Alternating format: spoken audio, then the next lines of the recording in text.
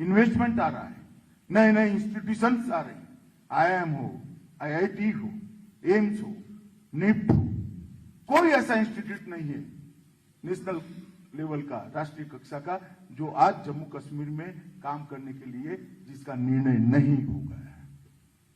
जम्मू कश्मीर को हर दृष्टि से बदलने की शुरुआत हुई और मुझे पूरा भरोसा है जब मोदी जी का ये स्वप्न जम्मू कश्मीर के विकास का समाप्त होगा, हम सफलतापूर्वक इस रास्ते पर आगे बढ़ेंगे। यहां पर हमेशा के लिए अमन, चैन और शांति का भी हम प्रादुर्भाव देखेंगे। इसको हम अपने जीवन काल में ही देख पाएंगे, मुझे पूरा भरोसा है। मित्रों, कानून और व्यवस्था की परिस्थिति भी बहुत सुधरी है। मैं कोई बहुत आंकड़े देना नहीं चाहता, परंतु इतना जरूर बताना चाहता हूं, मैं 90 के दशक में भी आपको ले जाना नहीं चाहता, जब यहां पर चरम सीमा पर था। सिर्फ 2004 से 2014 का 10 साल का एवरेज देना चाहता हूं।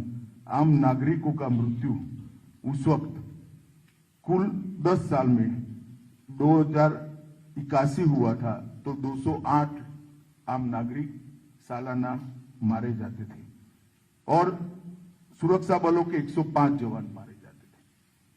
और 2014 से लेकर 2021 तक ये आंकड़े हम देखें तो सुरक्षा बल के जवानों में शहीद होने वालों की संख्या 105 से घटकर 60 पर रह गई है और नागरिकों को मारने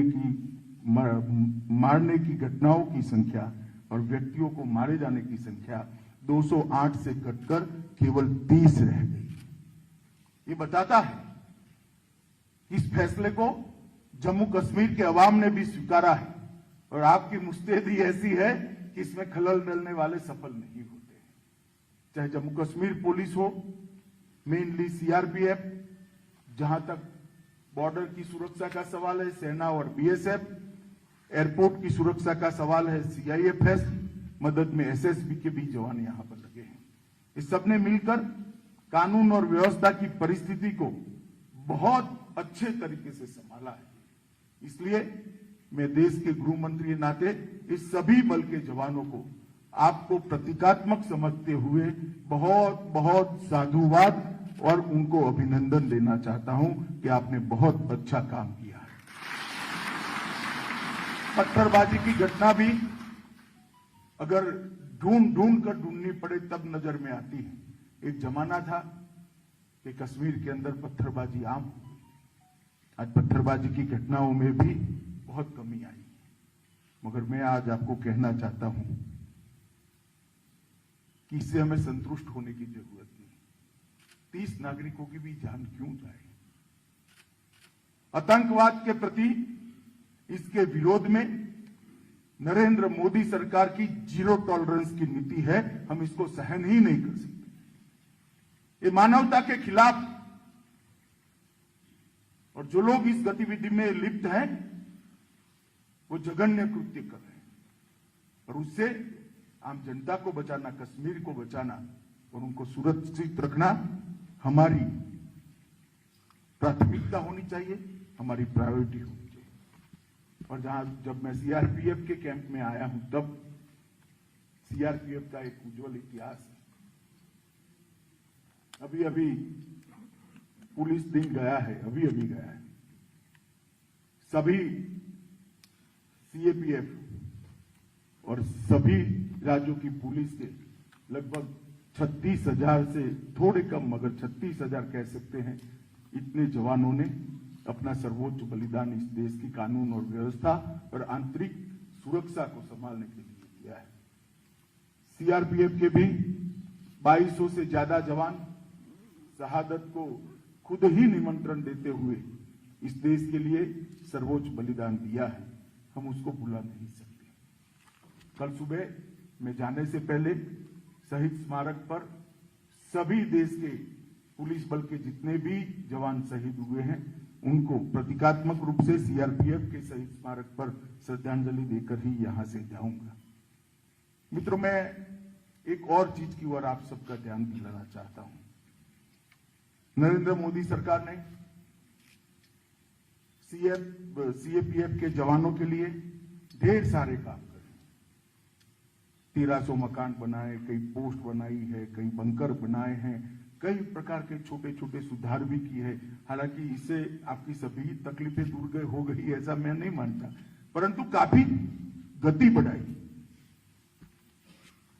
भारत के वीर के अंदर कोविड की ड्यूटी करते, मतलब कोविड के खिलाफ लड़ाई की ड्यूटी करते करते जो जवान हमारे बीच में नहीं रहे, उनको भी शहीद का स्टेटस देकर हमने भारत के वीर से कंट्रीब्यूशन उनको देने का तय किया। परंतु एक चीज पर मैं आपका जरूर ध्यान दिलाना चाहता हूं, और मुझे इसमें यहां पर जो सारे डीजी भी बैठे हैं और सारे जवान भी और आईजी कक्षा के, एडिशनल डीजी कक्षा के अधिकारी भी बैठे हैं, मैं सबको कहना चाहता हूं कि अभी हमने शुरू किया है आयुष्मान सीएपीएफ का कार्ड देना। वैसे तो कुछ महीना इसमें थोड़े लेट हो गए हैं, मगर अब इसमें कोई गतिरोध नहीं। मेरा आग्रह है कि हर जवान को 2 कार्ड दिए जाए, एक जवान अपने पास रखेगा और एक अपने परिवार में दे देगा। भगवान न करे आपके परिवार में कोई भी बीमारी आती है या इस प्रकार की आफत आती है, तो आयुष्मान भारत कार्ड से आप अनलिमिटेड आपके परिवार का सारा मेडिकल का खर्चा दिए बगैर पूरा उपचार कर सकते हो। कोई बिल देने की जरूरत नहीं है, कोई एप्लीकेशन देने की जरूरत नहीं, कोई धक्का खाने की जरूरत नहीं, कोई जरूरत नहीं।